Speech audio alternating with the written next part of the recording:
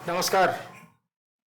आज हमारे साथ हैं वरिष्ठ पत्रकार श्री लव कुमार मिश्रा जी और इनके साथ हम आज एक वैसे मुद्दे पर चर्चा करने के लिए आए हैं जो अभी बिहार ही नहीं पूरे देश में यह ज्वलंत मुद्दा बन गया है।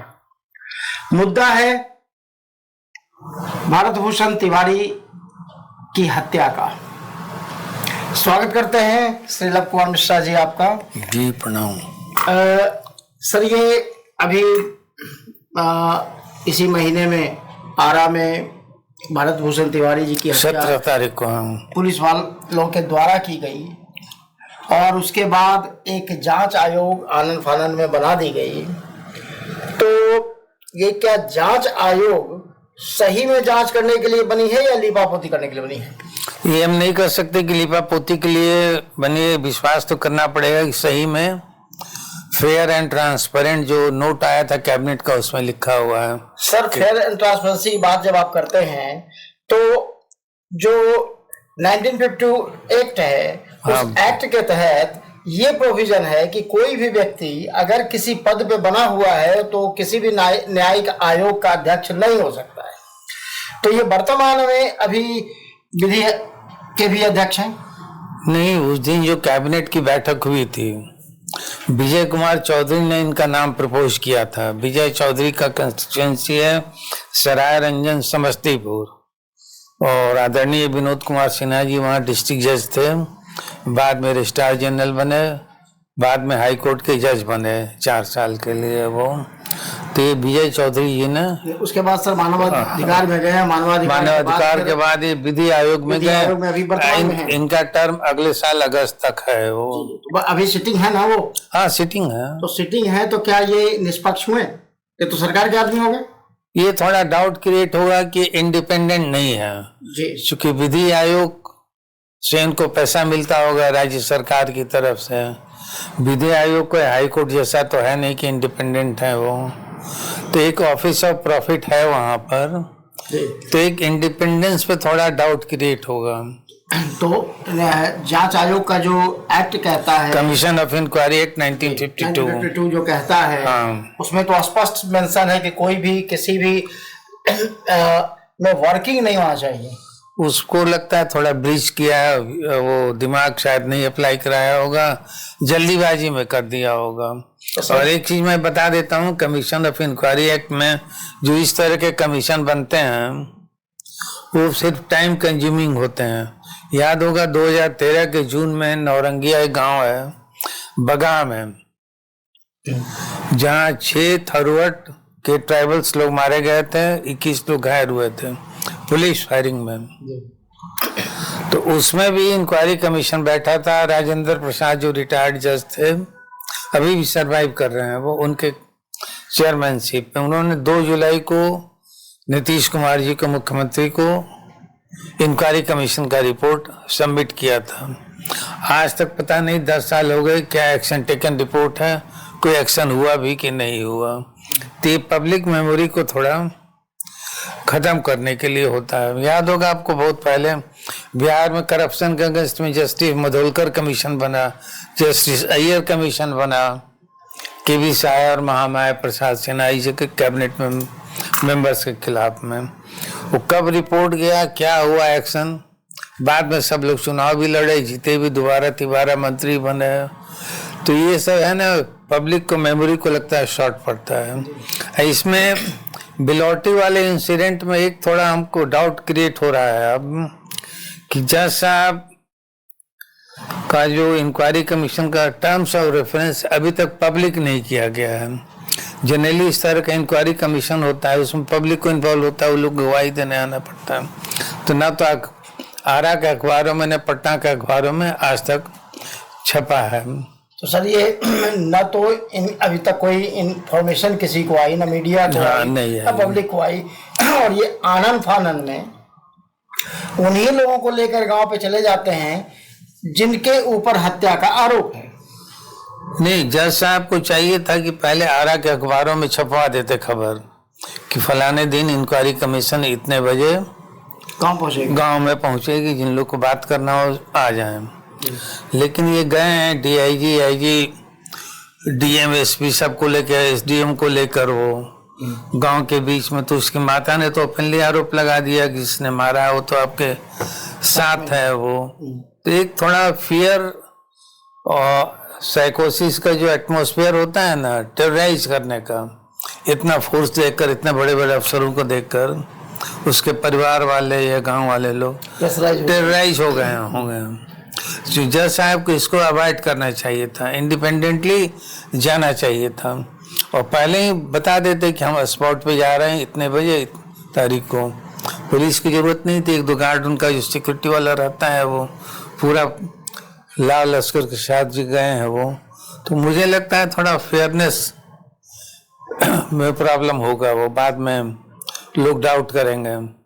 और अभी तक तो टर्म्स और रेफरेंस जो पब्लिक में आ जाना चाहिए था वो आया नहीं है उनका।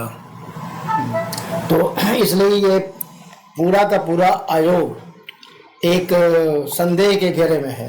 नहीं, वो बोलना गलत होगा, संदेह के घेरे में नहीं। उनकी कार्यशैली जो दिख रही है उसके ऊपर तो ये कहा जा सकता है, उनके स्टाइल के वर्किंग पे जी डाउट हो सकता है लोगों को, गांव के लोगों को, चाहे जो विक्टिम है उनको। अब ये मैं नहीं बोलूँगा संदेह के घेरे में, गांव के लोगों को हो सकता है वो डर कर आगे कुछ नहीं करेंगे, कोई अपना जाकर वहाँ पे अपनी गवाही नहीं लगा पाएंगे।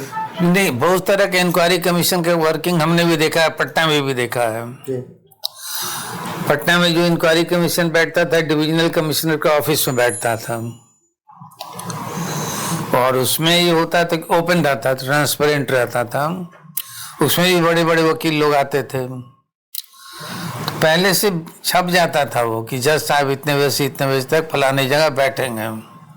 अगर स्थल भी निरीक्षण करना जाता तो वो भी लिखा रहता था। तब सोचिए ना, 17 तारीख की घटना है, आज 25-26 हो गया, कुछ भी डिटेल नहीं आया है। वो सिर्फ जो आ रहा है सोशल मीडिया पे, यूट्यूबर जो लोग लिख रहे हैं, जो अखबार वाले, टेलीविजन वाले जा रहे हैं वहाँ। और कल हम देख रहे थे गवर्नमेंट का एक प्रेस नोट है कि तिवारी के माँ के जो रिपोर्ट उसने लिखाई थी उसके बेसिस एफआईआर रजिस्टर हो गया है। एफआईआर का नंबर दे दिया है शाहपुर थाने का, लेकिन अभी हम लोड कर रहे थे पूरा, आज तक एफआईआर का कॉपी लोड नहीं हुआ। ऑनलाइन जो नियम होता है सेम डे लोड होना चाहिए था। 22 का है मामला, सेम डे लोड होना चाहिए था। कि किसके खिलाफ है वो तो कम से कम लिखना चाहिए, कौन कौन सा सेक्शन लगाया है। तो वो सब थोड़ा लगता है कंफ्यूजन में है, खुद वो क्लियर नहीं हो पा रहे हैं। तो ट्रांसपेरेंट और जो फेयरनेस, जो कैबिनेट का जो पहला दिन का निर्णय था, उस पर थोड़ा मुझे शक-शुबा हो रहा है। सर, ये मर्डर के पीछे का मुख्य वजह क्या लगता है आपको? नहीं, अभी थोड़ा प्रीमेच्योर होगा कि मर्डर नहीं, तो वो तो सामने वीडियो में दिख रहा है अब कि मर्डर किया गया। नहीं, देखिए ना, जुडिशियल इंक्वायरी कमीशन बैठ गया है वो तो अब उसकी माँ आरोप लगा रही है ना कि मर्डर हुआ है वो। सर, वीडियो में हम लोगों ने देखा है, ओपन चल रहा है, अभी भी है। जब मर्डर किया गया, हमने वीडियो में देखा, इसलिए मैं मर्डर कह रहा हूँ। हाँ। तो मर्डर जब किया गया तो इसके पीछे की क्या साजिश हो सकती है? नहीं, आप अभी बोलिए सस्पेक्टेड मर्डर है वो उसने अपना पिस्तौल, रिवॉल्वर जो भी था फेंक दिया। उसके बाद जो भी था, लोकल पुलिस था या एसटीएफ था, नहीं कर सकते हैं, वो उठा के उसको ले गया, उसको वहीं पे सामने में गाड़ी के सामने रखा और गोली मार दिया। उसको एक्स्ट्रा जुडिशियल किलिंग बोलेंगे जी। पकड़ के ले जाते, जेल में बंद करते, ट्रायल होता, ट्रायल में हो सकता है उसको मर्डर होता पे चार्ज लगता है, लेकिन ये तो एक्स्ट्रा जुडिशियल किलिंग है, ये तो एस्टैब्लिश्ड हो गया है वो। सर, आपको याद होगा कुछ वर्ष पहले दिल्ली दंगे हुए थे। हाँ, दिल्ली में दंगा हुआ, उसके जो जितने भी आरोपी थे उन्होंने सामने, पुलिस के सामने पिस्टल ताने हुए था, सारे मीडिया ने दिखाया इसको, लेकिन क्या उन लोगों का इनकाउंटर हुआ था? आज तक कभी किसी का इनकाउंटर नहीं हुआ। इसका पिस्टल फेंकने के बाद भी वही गलत काम हो गया है। तो ये कहीं ऐसा तो नहीं कि ये कुछ बड़ा राज जानता था जिसके कारण लोगों ने इसकी नहीं, राज क्या जानता, तो खुद खुला हुआ था, खुद बोल ही रहा है, वो अपना फेसबुक लाइव चला रहा है, वो नहीं वो किस पे क्या आरोप लगा रहा है वो कि बांध नहीं बना है, फ्लड अफेक्टेड एरिया है। कई बार एसडीएम के यहाँ गए, वो चैलेंज तो खुद कर ही रहा है वो। नहीं, उसने उसके कुछ पेज में ये भी है कि यहाँ अरबों का घोटाला हुआ है बाढ़ के नाम पे, तो कहीं इस कारण से ये प्रशासन के हत्थे तो नहीं चला? नहीं, तो उस कारण से मुझे नहीं लगता है कि एसटीएफ उसको मारेगी। मारना तो किसी राइवल गैंग के थ्रू मरवा देती। 3 दिन तक अकेले लड़ा है वो पिस्तौल लेकर, छत से भी दिखला रहा है वो। आराम से चाहती तो पुलिस ट्रैप कर सकती थी, उसको पकड़ सकती थी। अकेला आदमी था। लेकिन लगता है एकदम वो जो होता है ना, जो पुलिस थी, पुलिस ने अपने प्रेस्टीज पे ले लिया कि हमारी वर्दी को चैलेंज कर रहा है, हमारे फोर्स को चैलेंज कर रहा है, बोल रहा है ना कौन माइकल लाल है, क्या है ये वो। तो लगता है पुलिस में भी वहाँ गलतफहमी हो गया है कि हम सबसे पावरफुल हैं, इसको दिखला देते हैं वो। लेकिन पुलिस को तो सर ऊपर से कहीं से आदेश आया था, ये नहीं कर सकते हैं। वो तो आप लाइव को देखेंगे, जब मर्डर हुआ था उसमें आवाज आ रही है कि उसको मार दो। ये हमने नहीं सुना है। नहीं है सर, उसमें पेज पे है, अभी भी वो वीडियो लाइव है। तो जिसने भी आदेश दिया होगा मार दो, वो भी अगर फेयर और इंडिपेंडेंट इंक्वायरी होगा तो वो भी फंसेगा। नहीं तो सर, इसमें पुलिस वाले को याद होगा अभी केरला में लास्ट मंथ एक जजमेंट आया ना, इसी तरह के 11 पुलिस वाले लोग गए, डीएसपी तक को फांसी की सजा हुई। इस तरह का किलिंग पहले पंजाब में खूब होता था, याद होगा, कश्मीर में होता था, आतंकवादी कह के लोग मार देते थे वो। केरल में भी होता था कि नक्सलाइट है। लेकिन बिहार में इस तरह का इंसिडेंट खुले में है, दिन दहाड़े। जनरली यहाँ भी होता है, पिकअप कर लिया रात में, उसको रास्ते में ले जाकर मार दिया वो, उसको बोलते हैं हाफ एनकाउंटर वाला। लेकिन ये पहले बार इस तरह से हुआ है कि दिन दहाड़े आप मार रहे हैं। वो लड़का अकेले था, पुलिस इतना से चारों तरफ से घेरी हुई थी। अगर टैक्ट के साथ अप्लाई करता तो पीछे से पूरा घेर कर उसको पकड़ लेता, उठा के ले जाता है वो। लेकिन लगता है पूरा डिटरमिनेट था कि चूंकि हमारे अथॉरिटी को चैलेंज कर रहा है, इसलिए इसको छोड़ना नहीं है। किसी के पुलिस अफसर के दिमाग में आ गया होगा वो कि हमारे माइट को चैलेंज कर रहा है ये लड़का, तो इसको एलिमिनेट कर दो। तो जब प्रशासन ही मारा और प्रशासन के लोग ही जांच करेंगे तो रिजल्ट तो 0 ही मिल रहा है ना सर? 0 पता नहीं। देखिए जज साहब क्या करते हैं, तो जज साहब भी तो प्रशासन के आदमी हैं। तो ये हम अभी कंक्लूड थोड़े कर देंगे कि 0 होगा। उनका अगर अंतरात्मा जागेगा तो हो सकता है फेयर हो। तो अभी 1.5 साल का कार्यकाल तो बचा हुआ है। 1 साल अगस्त 2027 तक है। तो लगभग 1 साल में तो उनका, मुझे लगता है कि उस दिन कैबिनेट में बोला गया होगा, शायद वो मिनिस्टर को, चीफ मिनिस्टर को आइडिया नहीं होगा कि ऑलरेडी विधि आयोग के अध्यक्ष हैं। सर चीफ मिनिस्टर को अगर आइडिया नहीं बहुत बड़े चीफ मिनिस्टर, प्राइम मिनिस्टर को थोड़ा उनका जो अफसर है उनको बताना चाहिए था ना। जब विजय चौधरी ने नाम लिया तो जो चीफ सेक्रेटरी होगा, होम सेक्रेटरी हो, उसको बताना चाहिएगा कि ऑलरेडी कमीशन के अध्यक्ष है। तो इसका मतलब क्या है कि बिहार में कैसे लोगों की सरकार है? हमसे क्यों कमेंट करवाते हैं? मतलब जिनको खुद ये आगे चलकर इसमें समस्याएं हो सकती है, ये पूरा का पूरा पॉलिटिकल से लेकर सोशल सेक्टर में नहीं, अगर जुडिशियली इसको चैलेंज किया जाएगा तब प्रॉब्लम होगा। इवन टर्म्स ऑफ रेफरेंस में भी प्रॉब्लम होगा। हमने पढ़ा है 2 टर्म्स ऑफ रेफरेंस है उसका, कि 17 जून के पहले क्या हुआ, फिर उस दिन घटना के दिन क्या हुआ। ये नहीं लिखा हुआ प्रशासन का रोल क्या था इस लड़के के साथ, पुलिस का रोल क्या था, वो सब ना। तो हो सकता है टर्म्स ऑफ रेफरेंस में भी कहीं कोई हाई कोर्ट में चैलेंज करे तो गवर्नमेंट को थोड़ी परेशानी हो सकती है। सर ये जो पुलिस वाले किसी के कहने पे किसी का मर्डर कर देते हैं, और जब वही केस खुलता है कोर्ट में जाकर, उन लोगों को सजा हो जाती है, तो जिसके इशारे पे मर्डर किया जाता है वो तो सीधा सीधा पल्ला झाड़ लेता है, उसका कुछ भी नहीं। जैसे आप बता रहे हैं, फोन पे आप सुन रहे हैं कि मार दो, तो अगर सही में ईमानदारी से होगा तो कॉल रिकॉर्ड से चेक होगा, इंक्वायरी कमीशन करेगी तो वो भी इन्वॉल्व हो जाएगा।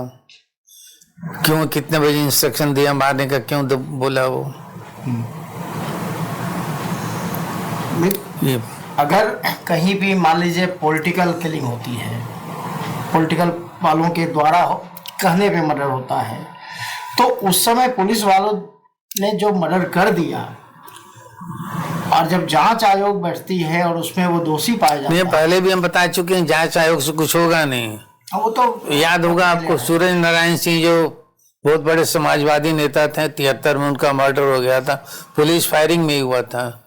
चीनी मिल मजदूरों का उठा रहे सवाल, क्या हुआ, कुछ भी नहीं हुआ। एक भी पुलिस वाला, एक भी एडमिनिस्ट्रेशन, कुछ नहीं हुआ। अभी इंक्वायरी कमीशन 6 महीने का टाइम मिला है, ये बढ़ते जाएगा, 2 साल 3 साल हो जाएगा अपना, लोग भूल जाएंगे, जनता भी भूल जाएगी, तब तक नया चुनाव आने लगेगा, इसलिए मुद्दे बदल जाएंगे वो। तब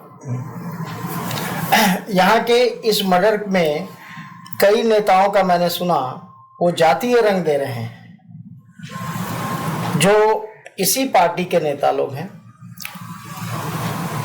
तो उसमें कई नेता हैं जो कई बार कई दल को बदलते हुए चले आ रहे हैं। उनका है कि मार दिया तो मार दिया, क्या हो गया। फिर एक और गया के सांसद हैं, हाँ, जीतन राम मांझी भी कुछ उल्टा सीधा बोल दिए हैं। जी।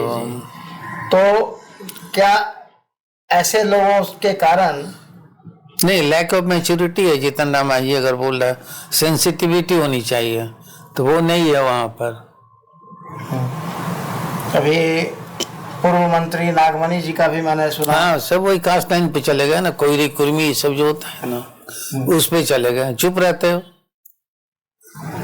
तो ये अगर वहां पे होमेज देने नहीं जा सकते, कंट्रोल करने नहीं जा सकते हैं, तो चुप रहते हैं। वो किसी कास्ट के अगेंस्ट में तो बोल नहीं रहा था लड़का, जहां तक मैंने देखा है वीडियोस का। कास्ट के बारे में कुछ नहीं बोला था किसी के बारे में, तो ये लोग को भी चुप रहना है। सिस्टम पे बोल रहा था वो, वहाँ जो लोकल वर्किंग है वो उस पर बोल रहा था। वो तो आवाज दलितों की उठा रहा था। हाँ, जो लोग बाढ़ के कटाव में मरे थे उनकी आवाज उठा रहा था। तो वो खुद बेचारा कास्ट पे कुछ बोल ही नहीं रहा था। ये लोग क्यों रिएक्ट कर रहे हैं? इसलिए कि राजकुमार सिंह वहाँ गए, अश्वनी चौबे गए, वो वहाँ पे ये लोग को भी जाना चाहिए था। तो वोट की राजनीति के कारण। हाँ, लेकिन क्या होगा, कुछ नहीं होने वाला है इसमें।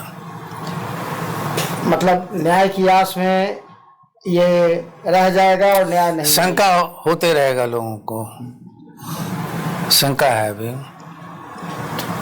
इस प्रकार के चीजों से बचने के लिए पब्लिक को कैसे अवेयर होना पड़ेगा? जिस तरह से अभी रिएक्शन आ रहा है उसका थोड़ा तो असर पड़ेगा पुलिस वालों पे ना। वो कंटिन्यू जारी रहे तब। हाँ, जारी रहे टेम्पो, तब एडमिनिस्ट्रेशन पे असर पड़ेगा। तो भारत की जनता तो भूलने वाली है। आप खुद देखिए ना, जो रेवेन्यू मिनिस्टर अभी वाले हैं, चाहे पहले वाले थे विजय सिन्हा, खुद तो जमीन के मामले पे सर्किल अफसर्स को डिसमिस कर रहे हैं, ट्रांसफर पोस्टिंग कर रहे हैं, सस्पेंड कर रहे हैं। और लोअर लेवल पे तो सर्किल अफसर से सभी लोग परेशान रहता है वो। तो एक इम्पैक्ट हुआ है पहले से वो। तो विजय सिन्हा जी जिस तरह से एग्रेसिव होकर कार्य कर रहे थे, डिपार्टमेंट ही चेंज हो गया उनका। उनको तो बदल दिया गया। तो वही ना, पॉलिटिकल मास्टर्स क्या करेगा क्या नहीं करेगा क्या पता। मतलब पॉलिटिक्स में आज की जो पॉलिटिक्स है वो सिर्फ अपने दल और अपने लिए है, जनता के लिए किसी को कोई मतलब नहीं है। उस लड़के पे एक ही आरोप है कि पिस्तौल कहाँ से खरीदा, तो किसने बेचा उसकी भी तो जांच होनी चाहिए। तो करेगी शायद, अगर इंक्वायरी कमीशन फेयर इंडिपेंडेंट होगा तो करेगा उसका भी इंक्वायरी। किसने फाइनेंस किया, कहाँ से लाया, वो लाइसेंस तो था नहीं उसका, वो तो किसी का लाइसेंस ही था, तो अगर वो कौन साहब थे जो दिए उसको, सब इंक्वायरी होगा। अगर फेयर हुआ तब। तो आपने देखा वरिष्ठ पत्रकार श्री लव कुमार मिश्रा जी ने कहा कि अगर जांच फेयर हुई तो निष्कर्ष सामने आएगा, वरना बाकी सभी जांच आयोग के तरह ये भी ठंडे बस्ते में चला जाएगा और पब्लिक भी भूल जाएगी, और जांच आयोग तो बना ही है भूलने के लिए। आप अपने कमेंट जरूर दें। बहुत बहुत आभार आप सभी का जिन्होंने हमारे वीडियो को देखा।